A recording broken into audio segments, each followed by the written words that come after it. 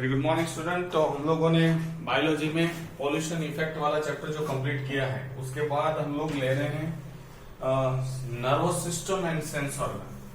बहुत बड़ा चैप्टर है, सिंपल भी है, थोड़ा बहुत हार्ड तो नहीं कहूंगा, लेकिन कुछ समझने की जरूरत होती है।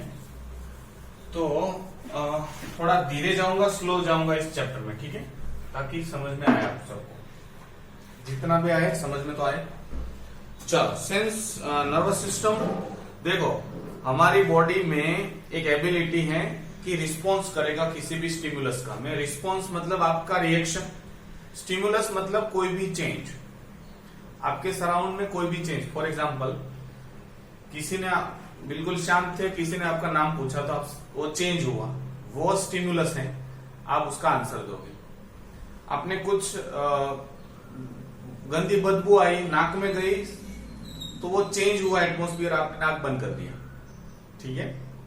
या फिर ठंडी लग रही है तो फैन ऑफ कर दिया, गर्मी लग रही है फैन ऑन किया। ये सारे जो स्टिमुलस है, स्टिमुलस मतलब एनी चेंज इनसाइड और outside of the environment. For example, आपको प्यास लगी तो अंदर का एटमॉस्फेयर चेंज हुआ और आपको मतलब आपने उसको खत्म कर दिया। फिर भूख लगी तो खाना खाया, मतलब ये सारी चीजें हैं। तो एक एबिलिटी है किसी भी लिविंग ऑर्गेनिज्म की कि रिस्पॉन्ड टू द स्टिमुलस को वो रिस्पॉन्स करेगा। मरा हुआ रिस्पॉन्स नहीं करेगा। दीवार पड़ी है तो वो आप बुलाओगे दीवार तो सामने नहीं देखेगा, ठीक है। दूसरा है सारी ऑर्गेनिज्म, जितने भी ऑर्गेनिज्म है, चाहे जितने भी ऑर्गेनिज्म है, सबके पास एक एबिलिटी है अपनी बॉडी को कंट्रोल करना। अपनी जितनी भी सिस्टम है, कंट्रोल देयर सिस्टम, एक एबिलिटी वो भी है। कब तक? जब तक हम लोग कंट्रोल कर पाएंगे जिंदा रहेंगे, नहीं कर पाएंगे मर जाएंगे। One of the most important requirement for controlling all factor of the body system of rapid internal communication. इस सारी चीज के लिए कम्युनिकेशन चाहिए अंदर फटाफट। फॉर एग्जाम्पल, आप बाइक लेके जा रहे हैं, आपकी आंख ने देखा कि भाई सामने खड्डा है, ट्रक आ रहा है, तो ब्रेन मैसेज ब्रेन में जाएगा, स्पाइनल कॉर्ड में जाएगा, वहां से मैसेज आएगा इस हाथ को कि इस तरह से मोड़ो, इस साइड को इस तरह से मोड़ो, तो कोऑर्डिनेशन होगा, ठीक है। बहुत फास्ट चाहिए, भाई ट्रक आके उड़ा के चला जाए, उसके बाद क्या सोचना है, ठीक है। The cells and organ of the body do not work independently. Their activity are coordinated, which means that they work together. तो कोई भी ऑर्गन है, कोई भी सेल है, टिश्यू है, सारे कोऑर्डिनेटेड वर्क करते हैं। फॉर एग्जाम्पल, खाना खाते हैं तो दांत चबाता है, जीभ उसको इंटरमिक्स करता है, saliva mix, salivary gland saliva secret करता है। फिर गला है वो स्वेलो करता है, स्टमक में जाएगा, स्टमक उसको डाइजेस्ट करेगा, फिर स्मॉल इंटेस्टाइन में डाइजेस्ट होगा, वहां पे एब्जॉर्ब होगा, एब्जॉर्ब किया हुआ हर सेल तक पहुंचेगा। ये सारा मिलजुल कर काम करने की प्रोसेस है। स्टमक बोलेगा भाई नहीं मैं वो नहीं करूंगा, मैं मनमानी करूंगा, तो वो नहीं चलता, ठीक है। अपना जो भी काम है उसको कोऑर्डिनेटेड वेज में ही करना पड़ेगा। बोलेगा फूड नहीं आया तो भी मैं हाइड्रोक्लोरिक एसिड सीक्रेट करूंगा तो चलेगा, नहीं। जब फूड आएगा स्टमक में तभी HCl सीक्रेट होगा, ठीक है। Carrying out various function certain times, fix rate से, फिक्स टाइम से, जैसी बॉडी की रिक्वायरमेंट है उस हिसाब से सारे ऑर्गन्स और सेल्स काम करते हैं। कोऑर्डिनेशन इन मैमल, हमारे में मैमल मतलब जो मेमोरी ग्लैंड पोजेस रखते हैं, ठीक है। दो तरीके की सिस्टम है, एक फटाफट और फास्ट और इलेक्ट्रिकल सिग्नल से चलने वाला है CNS, सेंट्रल नर्वस सिस्टम, और दूसरा है केमिकल से चलने वाला एंडोक्राइन सिस्टम। वो स्लो है और लॉन्ग लास्टिंग है। नर्वस सिस्टम बहुत फास्ट है और शॉर्ट लिव्ड है, थोड़ी देर में तो सब खत्म हो जाएगा, मतलब सारा काम हो जाएगा। एंडोक्राइन सिस्टम हम लोग पढ़ चुके हैं, ग्लैंड्स वाली सारी चीजें, hormones. Nervous system consist of cell and tissues in the multicellular animals. It convey the information between sensory cells and organ. तो बड़े बड़े जो मल्टीसेल्युलर एनिमल में है, जो इंफॉर्मेशन सेंसरी सेल से ऑर्गन में आती है, ठीक है। कैसे? मैंने अभी आपको बोला कि आंख ने देखा कि ट्रक आ रहा है, तो सेंसरी सेल है आंख में, वो सेंस करेंगे और वो इस हाथ के मतलब ब्रेन में जाएगा और हाथ को कोऑर्डिनेट मूवमेंट करेगा, तो ऑर्गन को पता चलेगा इंफॉर्मेशन कि भाई गाड़ी आ रही है, ब्रेन में पता चलेगा। मेन फंक्शन नर्वस सिस्टम के क्या है? एक तो पूरी बॉडी को कंट्रोल एंड कोऑर्डिनेट करना, कंट्रोल करेगा ये, सीएनएस की बात करें हम लोग, control and coordination is the main function. सोचो कि अगर कंट्रोल ही ना हो और आप खाना खाते ही जाए, पेट फट जाएगा। तो कंट्रोल होगा ना कि जितना खाना खाने के बाद ब्रेन में मैसेज जाएगा भाई इतना बस। हम लोग सोचेंगे, अब हाथ को बोलेंगे भाई अब रहने दे, मुंह को बोलेंगे अब चबा मत, राइट? कोऑर्डिनेशन होगा उसके बाद। चलो मेरी जीभ बाहर है और मैं चबा रहा हूं तो कट जाएगी, ऐसा नहीं होता ना। जीभ बीच में कभी कभार होता है कुछ थोड़ी, वो भी कितना पेनफुल है। अगर आप सोचो पूरा जीभ बीच में कहीं पे भी बाहर निकल के आ रही है, और हम लोग दोनों चीज साथ में नहीं कर सकते, swallowing and air breathing.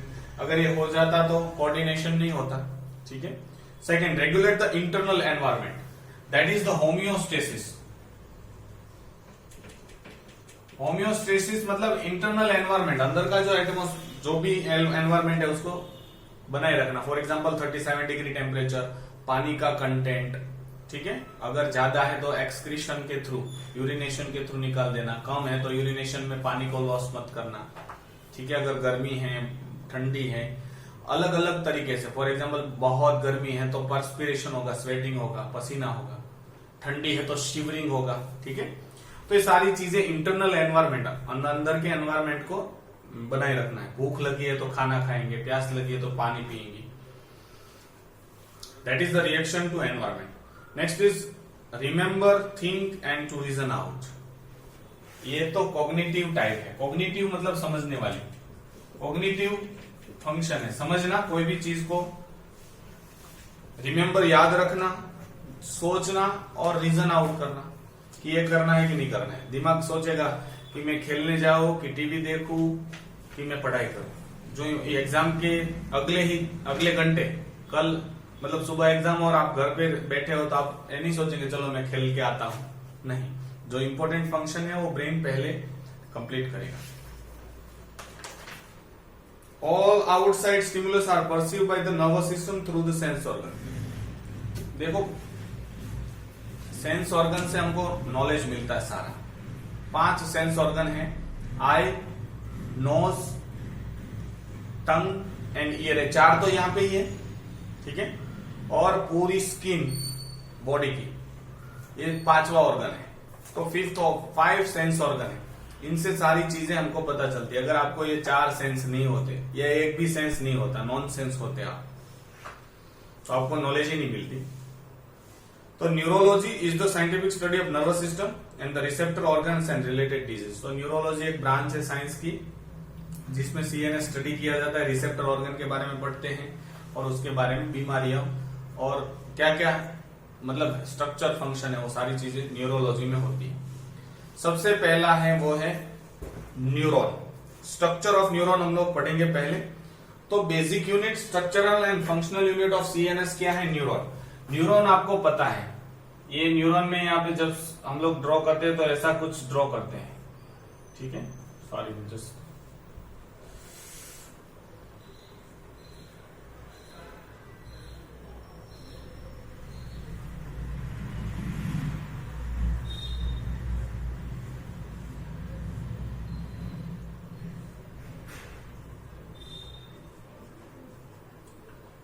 Okay. तो न्यूरॉन है वो 3 भाग में डिवाइड होता है, उसके 3 पार्ट्स होते हैं, ठीक है। साइटोन या सेल बॉडी,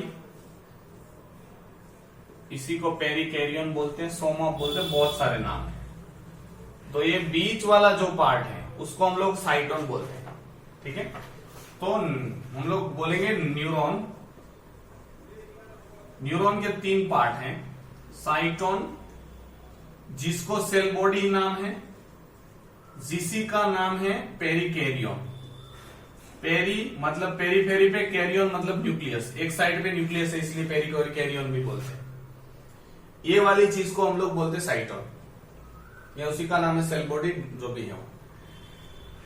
2 टाइप के फाइबर्स आपको दिखाई देंगे, एक छोटे और ब्रांच, स्मॉल एंड ब्रांच जो स्ट्रक्चर दिखाई देते हैं, ये वाले छोटे छोटे और ब्रांचिंग, उसमें से भी ब्रांच निकल रही है, देखो इसी को हम लोग बोलते हैं डेंड्राइट्स।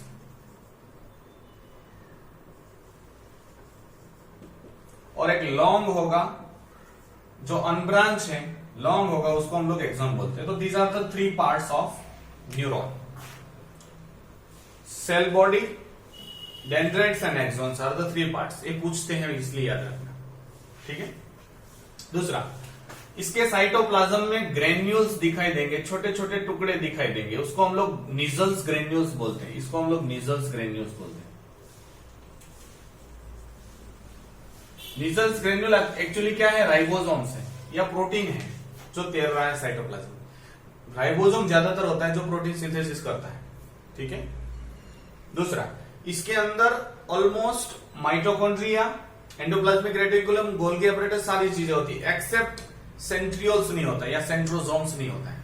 हम लोग सेल चैप्टर पढ़े थे तब याद हो तो, न्यूक्लियस के बाहर कोई भी सेल है, आप सोचो ये सेल है, तो न्यूक्लियस के बाहर एक स्ट्रक्चर होता है, उसको हम लोग सेंट्रोसोम्स बोलते हैं या फिर सेंट्रियोल्स बोलते हैं। सेंट्रोसोम्स में 2 सेंट्रियोल्स होते हैं, उनका मेन फंक्शन हम लोगों ने देखा था कि initiation of cell division, that is the function of centrosomes या सेंट्रियोल्स। सेंट्रियोल्स का मेन फंक्शन है सेल डिवीजन करवाना, ठीक है। इसमें न्यूरॉन में सेल डिवीजन नहीं होता है। जितने भगवान ने आपको जन्मते वक्त, आपके बर्थ के टाइम जितने न्यूरॉन दिए उतने ही रहते हैं। एक न्यूरॉन टूट जाता है तो दूसरा नया नहीं बनता है, स्किन चली जाती है तो नई आती है।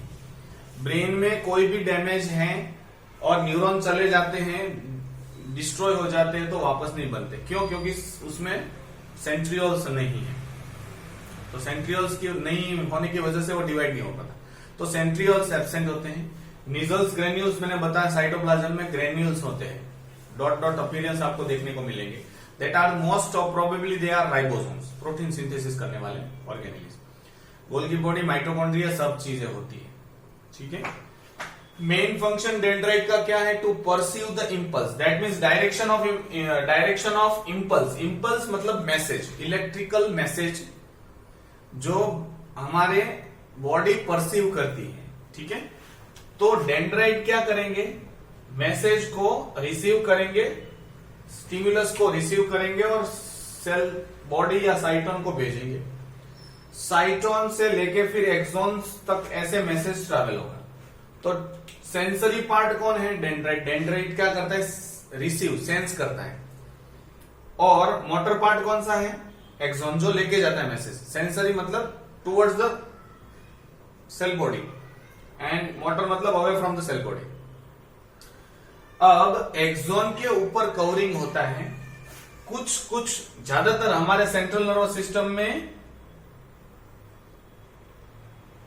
ऐसा कवरिंग होता है जिसको हम लोग माइलिन शीथ बोलते हैं,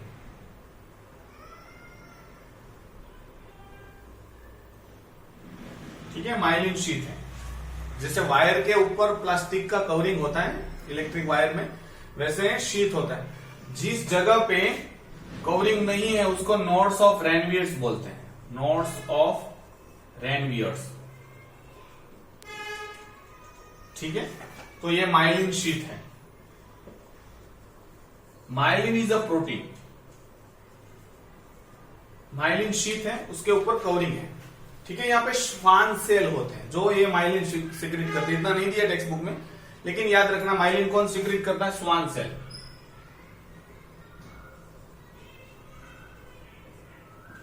स्वान सेल, ठीक है। इस सेल सिक्रेट करेंगे। तो ये माइलिन शीथ क्या काम करता है? It provide insulation. इंसुलेशन मतलब फॉर एग्जांपल बहुत सारे न्यूरॉन बाजू बाजू में है तो एक का मैसेज इसमें, इसका मैसेज इसमें, ऐसा ना चला जाए, इसलिए इलेक्ट्रिकल शॉक सर्किट ना हो। दूसरा मेन फंक्शन है, इसमें जो मैसेज होगा बहुत फास्ट भागेगा, जो स्पीड ऑफ द इंपल्स है वो बहुत फास्ट होगी। किसमें? माइलिनेटेड न्यूरॉन में।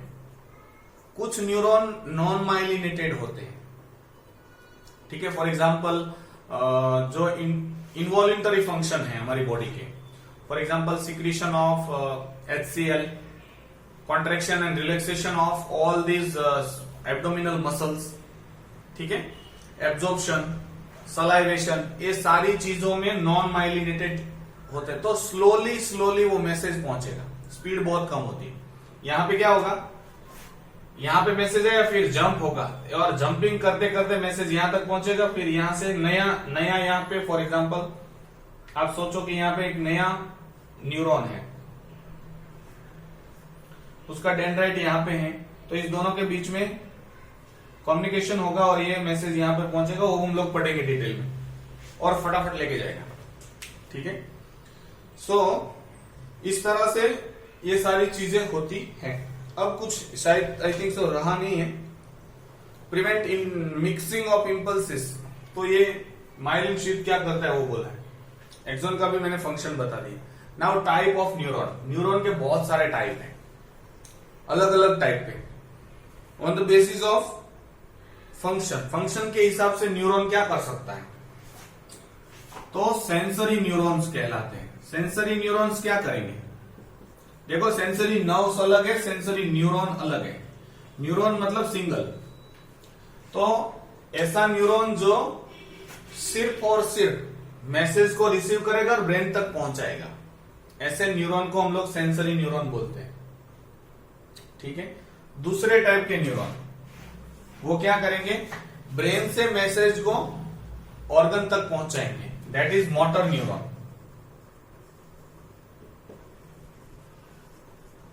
और तीसरे होते हैं मिक्स न्यूरॉन, जो दोनों काम करते हैं, मैसेज को सेंस ऑर्गन से, फॉर एग्जांपल यहां पे मुझे गर्म लगा तो ब्रेन तक पहुंचाएगा भाई गर्म लगा, उसी मैसेज से आएगा कि ये हाथ ले लो।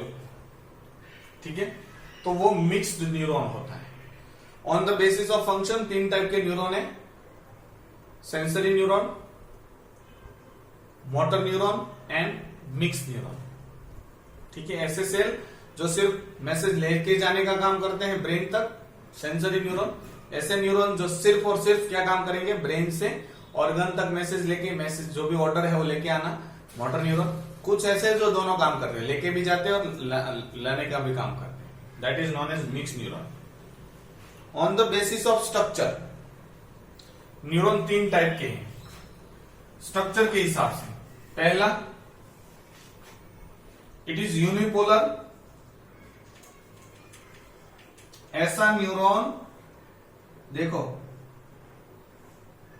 जिसमें एक ही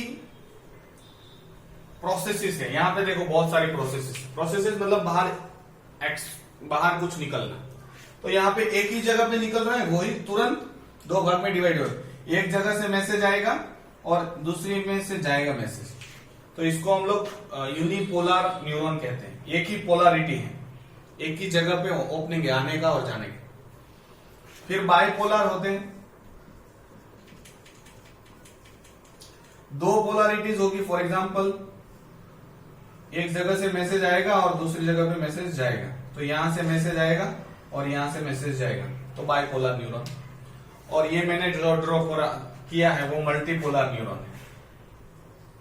मल्टीपोलर बहुत ज्यादा प्रोसेसेस दिखने को मिलेगी, उसमें एक एक्सॉन होगा, बहुत सारे डेंड्राइट्स होंगे। इसमें एक एक्सॉन होगा, एक डेंड्राइट्स होगी, इसमें एक एक्सॉन ही होगा, मीन्स एक्सॉन तीनों में कॉमन है। आई रिपीट, यूनिपोलर में एक ही एक्सॉन होता है जो दोनों काम करता है, सेंसरी का और मोटर का। बाइपोलर में एक एक्सॉन होता है, एक डेंड्राइट होता है। डेंड्राइट का काम है सेंसेशन, एक्सॉन का काम है मोटर। मल्टीपोलर में एक ही एक्सॉन है, मैनी डेंड्राइट्स होती है, तीनों में एक्सॉन होता है एक ही। इसमें एक भी डेंड्राइट नहीं है, इसमें एक डेंड्राइट है और इसमें बहुत सारे डेंड्राइट।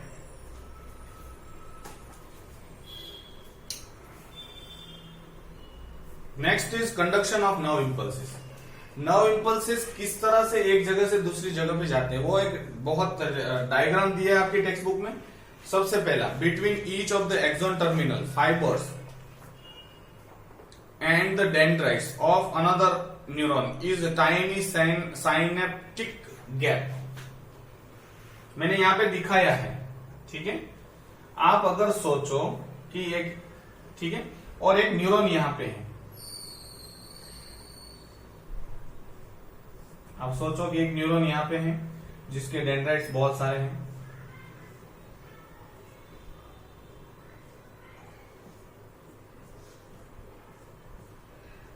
ठीक है, ये इस तरह से। अब देखो, अब इस दोनों न्यूरॉन का कनेक्शन यहां पे है। ठीक है, यहां पे इसको एक्सॉन टर्मिनल बल्ब बोलते हैं। ठीक है, axon terminal, I think so it is axon terminal सी बोलते हैं बल्ब, जो थोड़ा फूला हुआ पार्ट होता है। अब देखो, एक में से मैसेज आएगा तो यहां से दूसरा न्यूरॉन है वो उसका डेंड्राइट से, यहां इसका एक्सॉन और इसका डेंड्राइट का दोनों का कनेक्शन यहां पे है। इसको मैं थोड़ा मैग्नीफाई करके आपको दिखाता हूं। इसको मैं थोड़ा इरेज कर देता हूं या यहां पे ही कर देता हूं। आप वो पार्ट में आपको ये वाला पार्ट थोड़ा बड़ा करके देता हूं। ये जो एक्सॉन बल्ब है वो ऐसा होता है। ठीक है, और यहां पे डेंड्राइट्स में इस तरह से मेम्ब्रेन होती है। ठीक है, ये एक्सॉन टर्मिनल है। इस दोनों के बीच में फॉर एग्जांपल यहां पे फ्लूइड भरा हुआ होता है। जहां पे फ्लूइड है उसको साइनेप्टिक क्लेफ्ट बोलते हैं, मतलब जगह, खाली जगह है दोनों। ये प्री साइनेप्टिक मेम्ब्रेन है, पहली है, एक्सॉन वाला है पार्ट है, उसको हम लोग क्या बोलते हैं, प्री साइनेप्टिक मेम्ब्रेन। और ये वाली मेम्ब्रेन है उसको पोस्ट साइनेप्टिक बोलते हैं। ठीक है, तो और ये पूरा जो है उसको हम लोग साइनेप्स बोलते हैं। There is a connection between this. तो एक न्यूरॉन है, दूसरे न्यूरॉन के कनेक्शन को हम लोग साइनेप्स बोलते हैं। ठीक है, तो साइनेप्टिक क्लेफ्ट एक जगह है। तो जो भी मैसेज ये लेके आएगा वो यहां पे आएगा और फिर दूसरे न्यूरॉन में कन्वे होगा और चला जाएगा।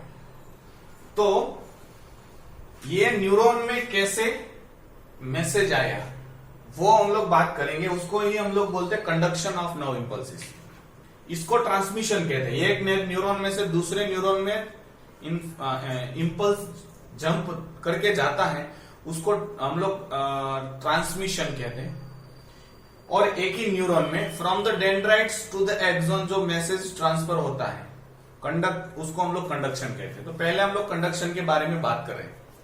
आप सोचो कि यहां पे एक्सॉन है, ये वाली चीज, वहां पे कुछ मैसेज उन्होंने परसीव किया तो इसकी मेम्ब्रेन ऐसी होगी। सारी एक्सॉन डेंड्राइट की मेम्ब्रेन जो भी है, जो मैसेज परसीव करने वाली है वो पॉजिटिव आउटसाइड होती है, क्योंकि सोडियम का कॉन्सेंट्रेशन आउटसाइड बहुत ज्यादा